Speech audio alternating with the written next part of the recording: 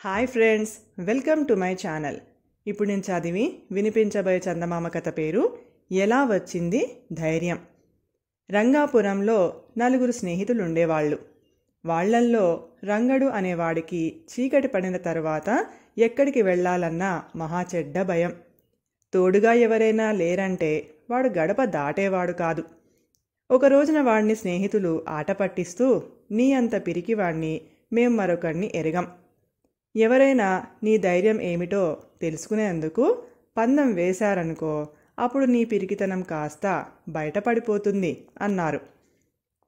వట్టి పందాలంటే నాకు గిట్టవు. ఎవరైనా డబ్బు పందెం వేస్తే నా ధైర్యం చూపెడతాను అన్నాడు రంగడు ధీమాగా. అలాగా, అయితే 100 రూపాయల పందెం. ఇవాళ రాత్రి నువ్వు శ్మశానంలోకి వెళ్ళి రాగలిగితే 100 రూపాయలు ఇస్తాం. అలా చేయలేకపోతే నువ్వు మాకు 100 రూపాయలు ఇవ్వాలి అన్నారు స్నేహితులు.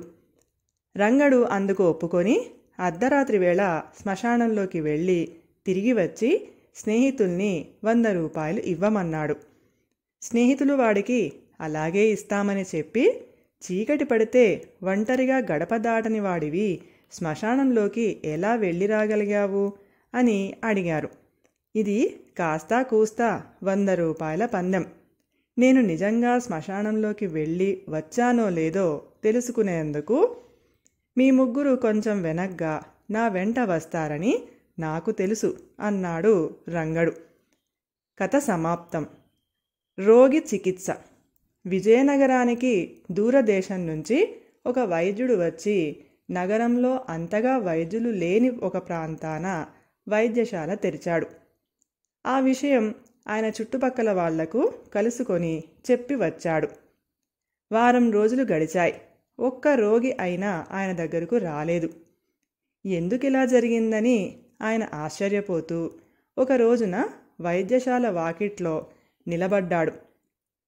ఆ సమయంలో రకరకాల వ్యాధులతో బాధపడేవాళ్ళు కొందరు వైద్యశాల ముందుకు వచ్చి అలా ఒక క్షణం తేరిపార చూసి వెనక్కు తిరిగిపోసాగారు. వైద్యుడు వాళ్లల్లో ఒకడిని ఆపి, వైద్యశాల దాకా వచ్చి కూడా ఎందుకు అలా తిరిగి వెళ్ళిపోతున్నారు అని అడిగాడు. రోగి వైద్యశాల ముందు ఉన్న పూల కుండీలను చూపుతూ, ఆ కుండీల్లోని పూల మొక్కలు నీళ్లు లేక వాడిపోతున్నాయి. డబ్బు పోసి కొని తెచ్చిన పూల మొక్కల్నే కాపాడడం చేతగాని వాడివి ఇక రోగుల్ని ఏం కాపాడగలవు అన్న అనుమానం మాకు కలిగింది అన్నాడు. రోగి చికిత్స వైద్యుడికి వెంటనే గుణం ఇచ్చింది. ఆయన అప్పటికప్పుడే పూల కుండీల్లో నీళ్లు పోసి మొక్కలను శ్రద్ధగా సాకసాగాడు. అలా 2 వారాలు గడిచేసరికి పూల మొక్కలు కలకలలాడాయి. రోగులు కూడా ఒక్కొక్కరే వైద్యశాలకు రాసాగారు. కథ సమాప్తం. ఈ కథలు కనుక మీకు నచ్చినట్లయితే ప్లీజ్ లైక్ చేయండి, షేర్ చేయండి. మరిన్ని మంచి మంచి కథల కోసం మా ఛానల్ని సబ్స్క్రైబ్ చేసుకోండి. Thank you.